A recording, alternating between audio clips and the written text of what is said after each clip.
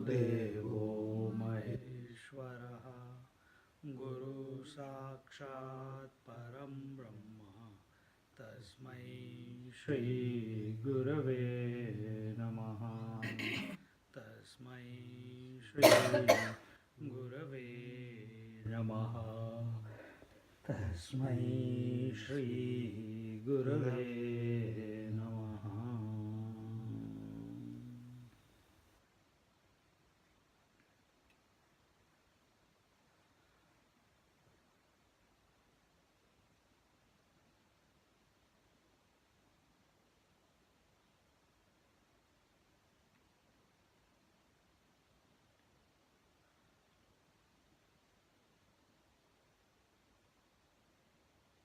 We keep moving around in the world,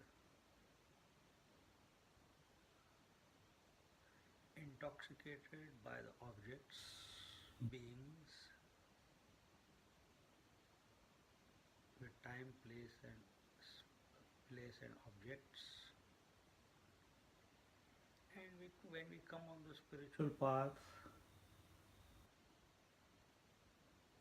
we understand that this cannot give us the tranquility that which we are seeking. And at times it's seen that seekers tend to exert extreme willpower and force to control their senses, to control their mind, and they become successful too. But one thing they are not able to remove from their system, and that is the urge to enjoy it, the ras, the importance, the joy, that particular object, that particular place, that particular time, that particular person gives us when we own it, when we embrace it, when we consume it, when we touch it, when we hear it, the ras that still remains intact even after we have controlled our senses and our mind mechanically, forcefully, willfully. And therefore we find that at certain times, even after years of control, one slip, our mind again gets attracted towards all these things out there in the world.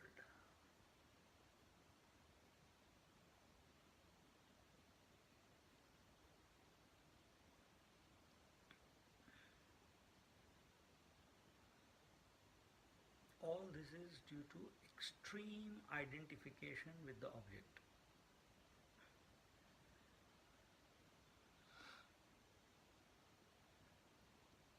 That brings about this feeling that it can satisfy me. But the only one who can really satisfy is the Paramatma.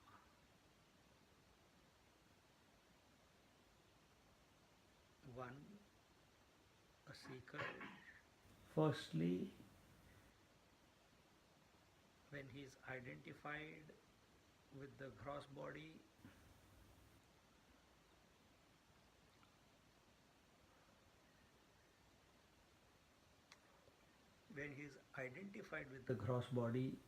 extremely, he is continuously propelled into doing something.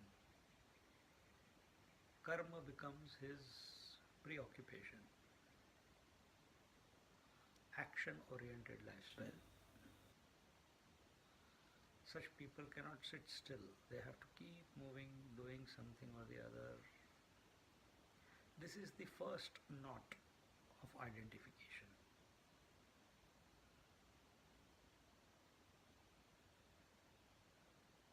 The second knot of identification is the subtle body, the antahakaran, mana buddhi chitta ahankar. And here the knot expresses as the desire.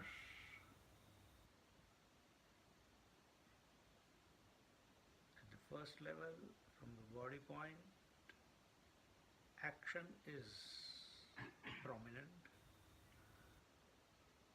At the subtle body level, the knot expresses as the kamana, the desire.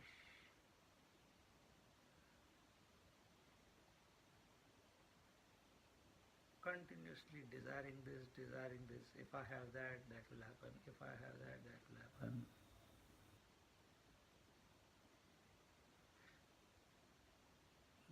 Desire is the activity at the subtle level. And the third is the causal body, and here the knot expresses as the ignorance. Ignorance of the divine, and thus expressing as the individual.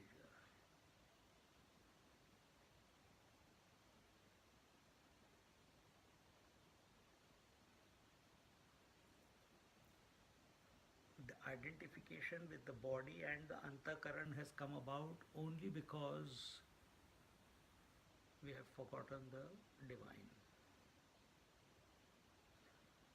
As a seeker, we have to remember that this joy that we are seeking, the importance that we are given to the objects of the world, which doesn't seem to subside, dissolve, sublimate, even after years of control of our senses and mind,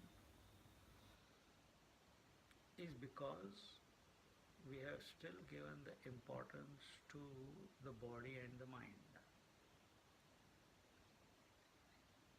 Until and unless this body, which is addicted to action, its direction is service to the Lord, to the divine. Second, the subtle body, instead of desiring the world, it desires the divine. And at the causal body level, a realization that the ultimate joy can come only from Paramatma. The scriptures say, Raso Vaisaha. He is of the nature of joy. He is the nectar. The nectar which we are seeking in the objects, being, associations, contacts, different places, etc., they are all temporary. This nectar that the Paramatma is far, far more potent and transcendental and complete. Even if you put the entire objects of the cosmos together, the nectar of the entire cosmos cannot equal this joy and nectar of the Paramatma, because he is of that nature. He alone is pervading through all the objects and beings. He alone is expressing through the entire creation. Therefore, Raso Vaisaha.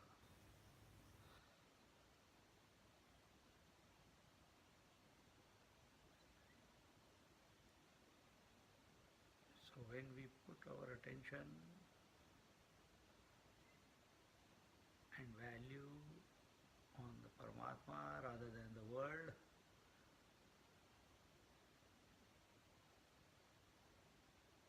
then satisfaction and contentment and tranquility will be there.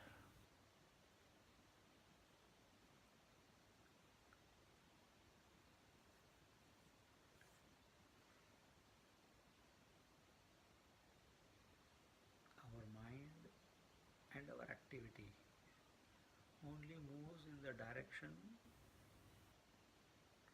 only moves in the fields to wherever we have given attention and value. If we have given value that I am the body, then all activity will be for the comfort of the body. If we have given value to the mind, then all the activity will be that mind is satisfied. If we have given attention and value to the Paramatma, then all activity at the gross, subtle, causal level will be automatically directed towards the Paramatma. But what is the intensity with which, what is the conviction that we have that Paramatma is the one and the only one? He is the Ekameva Dvitiya. He is the one who is expressing through me. When that pining, thirst, longing for the Paramatma gets initiated, then the true control over our senses and mind comes about. No other artificial gimmick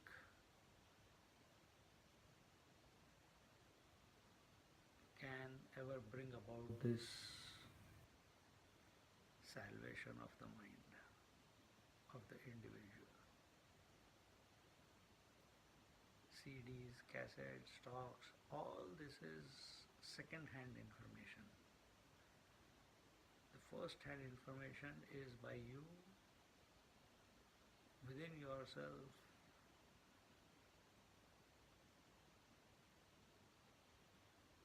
contemplating on the Paramatma, who is none other than the self. In this way,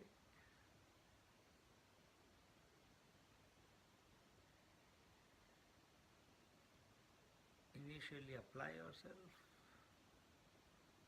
and then just be.